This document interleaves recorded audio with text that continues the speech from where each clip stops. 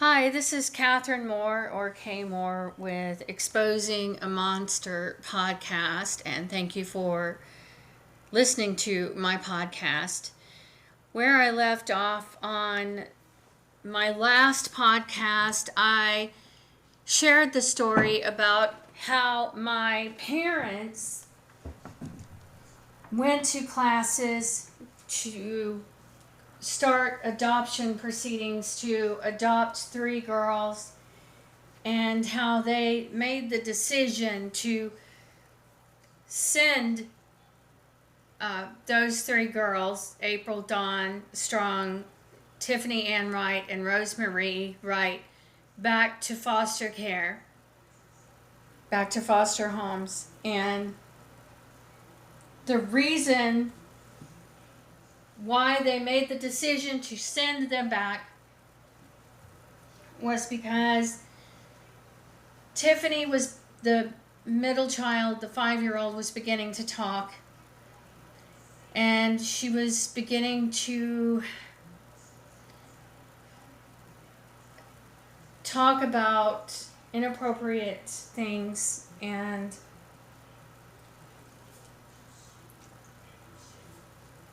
my father and my mother could not afford for their dirty secret to get out that my father was a sexual predator. And my parents had already been confronted with the possibility in the past of someone possibly sexually abusing me, which was happening, and it was happening by my father. And my parents denied it, and the last thing my parents wanted was for someone else to confront them once again about sexual abuse in the home. And I completed my 8th grade year at West Lawn Middle School that year. And the next summer was a difficult summer, because for the majority of that summer, my parents did not have a car. There were also red flags that a lot of people missed that were quite obvious when my parents had taken in April, Tiffany, and Rose, and had started adoption proceedings. People took my parents at face value simply because my father was a United Methodist minister. And people in the evangelical world are very gullible, because they only look at the surface. They're not very good at analytical thinking, because to anyone in the evangelical community or evangelical culture, anyone who walks in and says that I believe that Jesus Christ is my Lord and Savior and He died for me, for my sins, He sacrificed His life so that I could live, people just automatically assume that you're a good person. That is just basically all you have to say. And if you know the dialogue that is expected of you in an evangelical culture, there is a lot that you can get away with. And both of my parents were very good at that. My mother would tell people that I had emotional problems, and people would just take her at a word, and it didn't occur to anybody, well, is that a diagnosis in the DSM-4? Is that a symptom of a particular psychiatric disorder in the DSM-4? And what symptom would that be? Of which psychiatric disorder? Is that schizophrenia? Is that bipolar disorder? What exactly are emotional problems a symptom of? I mean, it could possibly be that it's bullshit, and my mother, unfortunately, people didn't think when my mother would tell people that I had emotional problems, well, let's look at the parent. Why the hell do they have emotional problems? And my parents could barely afford to maintain one car. They could barely afford a car payment because they didn't make much and they were terrible with money. And when my parents struggled, there was always somebody to help them out. Or if they didn't have a car because we only had one car, and if that car was in repairs, then they didn't have transportation. And if you're a United Methodist minister, you have to have transportation because you have to have transportation to get from the parsonage to the church, unless the church is right beside the parsonage on the same property. And even if it is, you still have to have transportation to go and visit people in the church. So that summer, my parents had a Toyota van, and it was one of those Toyota vans that had the motor under the driver's seat. And they sold that van, and they spent the money that they made off of selling that van. I have no idea why. I think that my mother spent it on a paralegal course and did not even complete the paralegal course. And there was a couple in the church, Glenn and Mary Yates, who had an extra car that they allowed my parents to use a lot of the time. That summer, my father and I attended a camp called School of Christian Missions at Lakeview, just outside of Palestine, Texas, a Methodist camp. And that was probably one of the happiest times of my teenage years, is when I would go to School of Christian Missions. And that was an opportunity for me to escape the dysfunction, the slimy dysfunction that I was going through at home. And that summer, my father and I rode with a retired Methodist minister in his Chevrolet Caprice. It was a brand new Chevrolet Caprice, and we rode to Lakeview to School of Christian Missions. My father was teaching a class for an entire week at School of Christian Missions, and my father and I stayed in the cabin, and I remember my father wanted me to stay with him every second, and I remember thinking, why? I mean, I knew the camp like the back of my hand, and it creeped me out, and I didn't understand why. And that is what abusive parents are like. They want to keep tabs on you every second. There was a youth meeting about every night, and during the day they also had youth activities. There was a youth director there for the week. And that night there was a pizza party in one of the buildings and movie night, and I went. And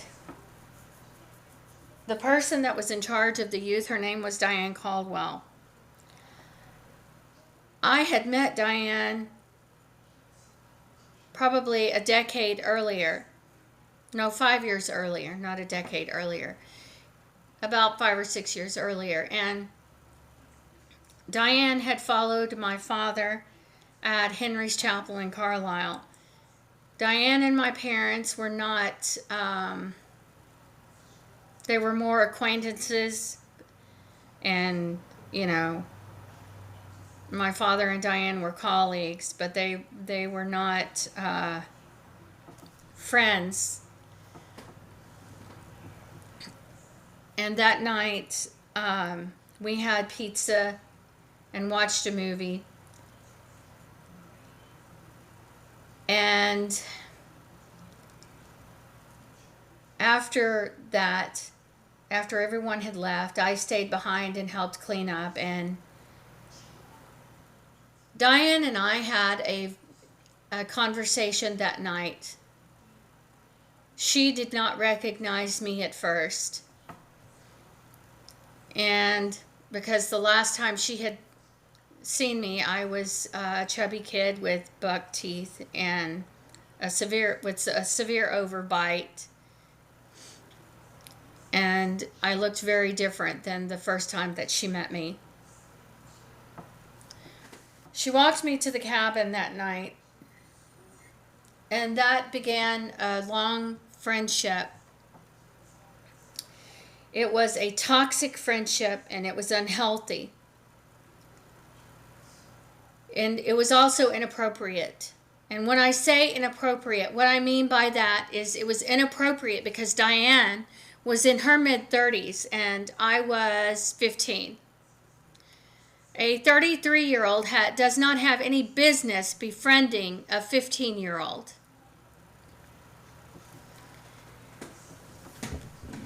And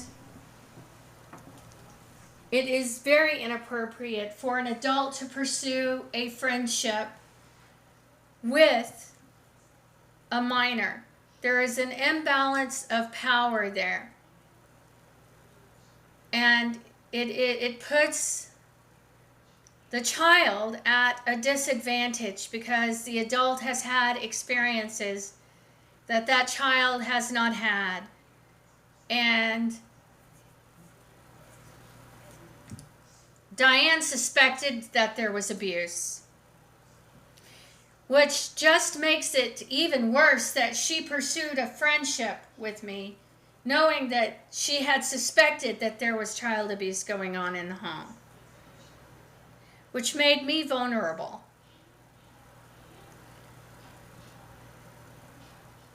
It also became toxic because I looked up to her and wanted to please her. And what happened with that friendship is that because of the imbalance, because she was a United Methodist minister and she was in her mid-30s,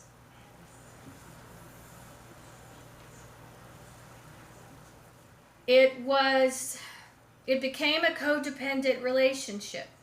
And her way of addressing that was by blaming me.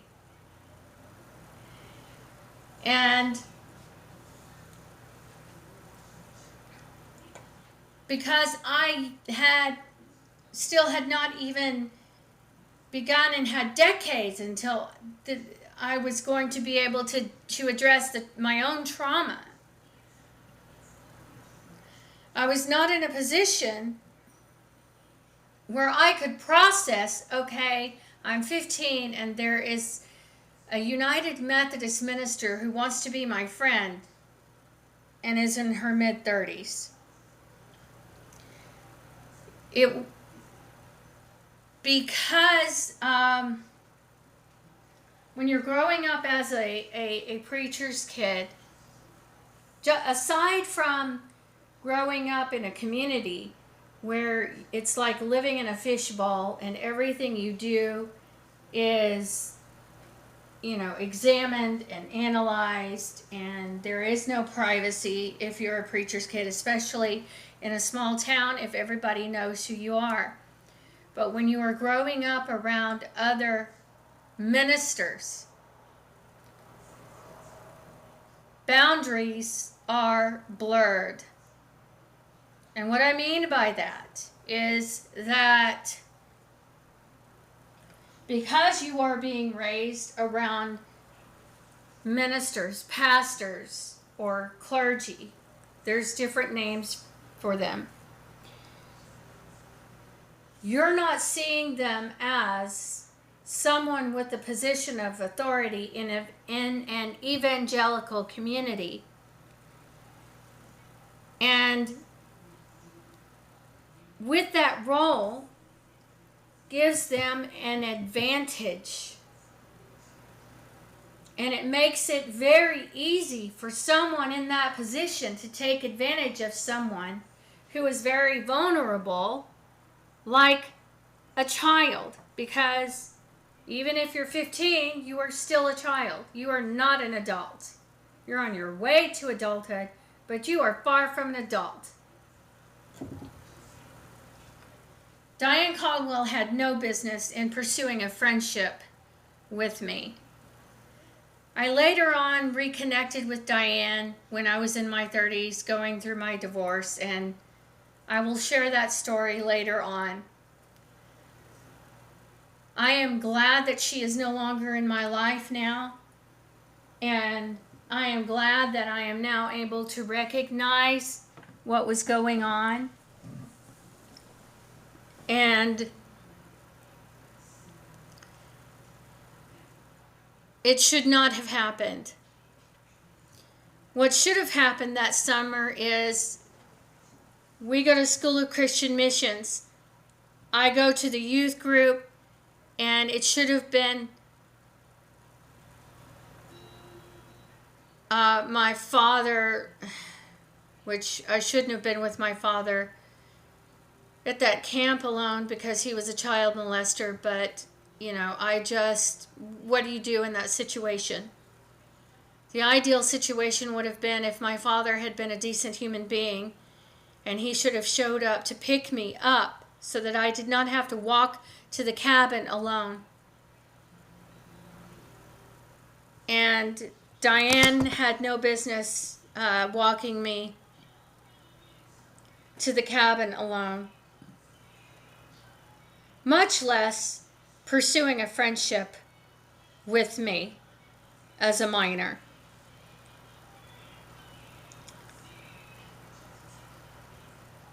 And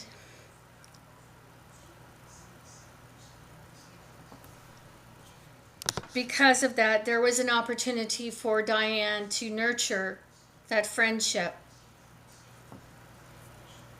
from the time that I was 15. And I was so desperate for someone's approval. And I wasn't getting what I needed from my own mother. And that was not my fault. And unfortunately, because of that, it put me at a disadvantage, and it put me in a vulnerable situation for someone like Diane to take advantage of the fact that I was in a vulnerable state emotionally. And the reason why somebody would do that is because of something going on inside of them internally that they have yet to deal with on their own. People put ministers, people put people in leadership roles in churches and congregations on a pedestal. And just because someone is in a leadership role in a church does not mean that they have their shit together. And this is a large reason why there is so much sexual abuse and inappropriate relationships. And an inappropriate relationship does not have to be sexual. And my friendship with Diane was not sexual, but it was inappropriate because she was an adult and I was a minor, and she was a Methodist minister. And ministers are human beings. They do have lives just like the rest of us. But anyone who works in the mental health field or who is a minister, someone who is in a position where they are there to help people, should not be pursuing friendships with people in the churches. There should be a line drawn. And when I was growing up, there was not that boundary there. So it made it hard to really be able to recognize an unhealthy relationship, and it made it impossible to know how to have healthy boundaries.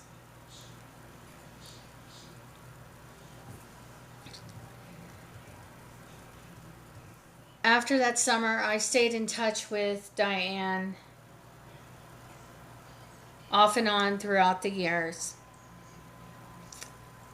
And over time, it became more and more unhealthy the more I stayed in touch with her. And she allowed this.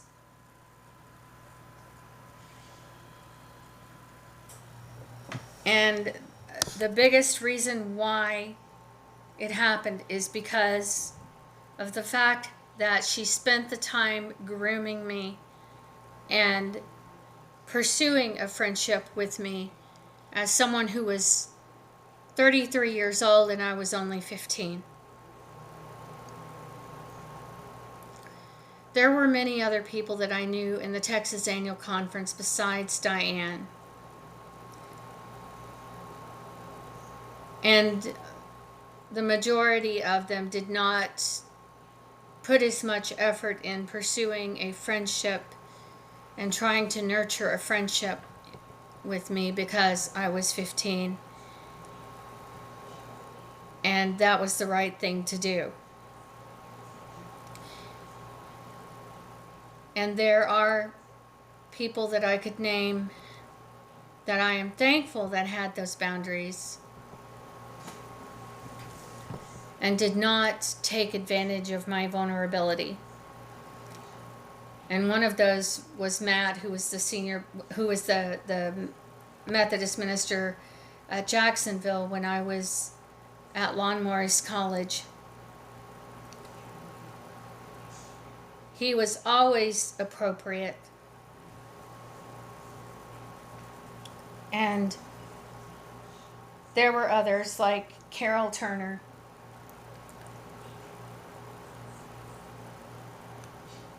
And I am very thankful for that, for the ministers that were professional.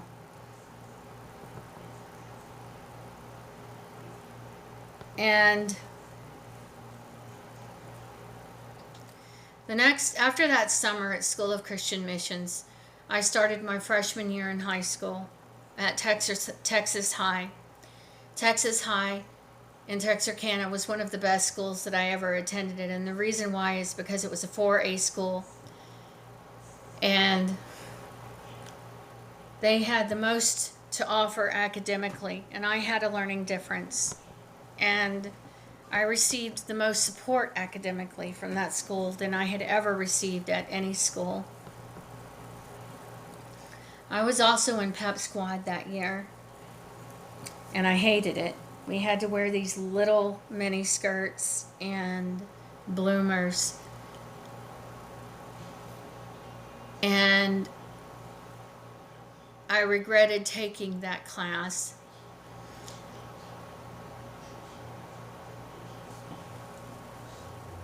My life at home wasn't that great, and I was never happy when I was at the church. A lot of the times I just went through the motions. That year, my freshman year, I also became good friends with a girl named Jennifer Watson, whose father was a tennis coach at Texas High. And Jennifer and I knew each other from our 8th grade year at West Lawn Middle School, and we didn't like each other. And we ended up having lunch together during our lunch break our freshman year because we had no one else to sit with. Or it's not necessarily that we had no one else to sit with, we were too afraid to sit anywhere else. And somehow we found comfort in the fact that we both mutually disliked each other, which is funny. And we ended up becoming best friends that year. And I'm very thankful that I had that experience of getting to know Jennifer, and that we had the time that we had to talk during lunch and talk after lunch. We would also meet in the mornings before class, and we would have time in the mornings to talk. Our first class in the morning was together, and it was geography. And I spent more time with her during the day at school than I did with anyone else. The last time I spoke with her was, I wrote her a letter our senior year in high school, and I haven't heard from her since. I have no idea what she is doing, and I hope that Jennifer is doing well and is having a good life. And I am very thankful, and my life is much better for having had the opportunity to get to know her and become friends with her. And I'm glad that even though we didn't like each other at first, it gave me the opportunity to learn how to sit at the same table with someone that I didn't like and get to know them and understand them better.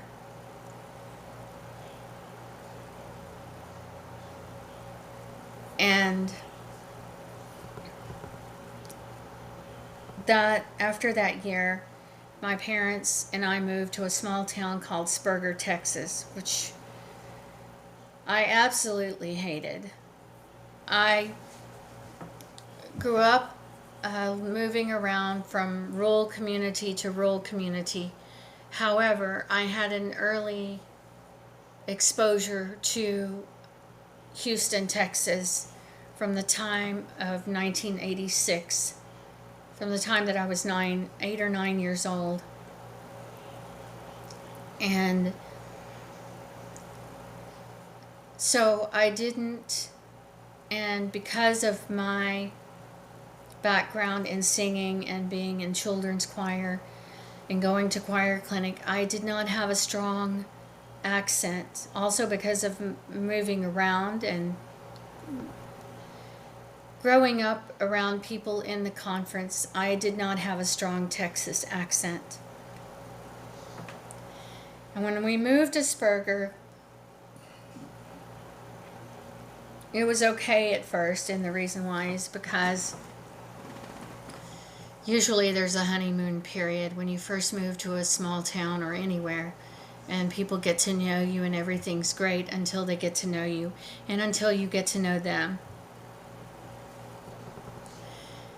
Whenever we would go to a church, my father was usually not able to stay there for very long, and the way that my parents portrayed it was as though they were the victims. And people didn't like them. Eventually people figured out they didn't like them, and it was probably because eventually people began to see more and more red flags as they got to know my parents. And I completed my sophomore year at Sperger High School, and I had gone from a 4A school at Texas High in Texarkana my freshman year to a 1A high school in Sperger, Texas, and it was probably one of the hardest years of all 4 years of high school. And I did not fit in with those country girls. And there's nothing wrong with being a country girl. To an extent, I was influenced by my family who grew up in the country. But I also was raised and exposed to a different environment.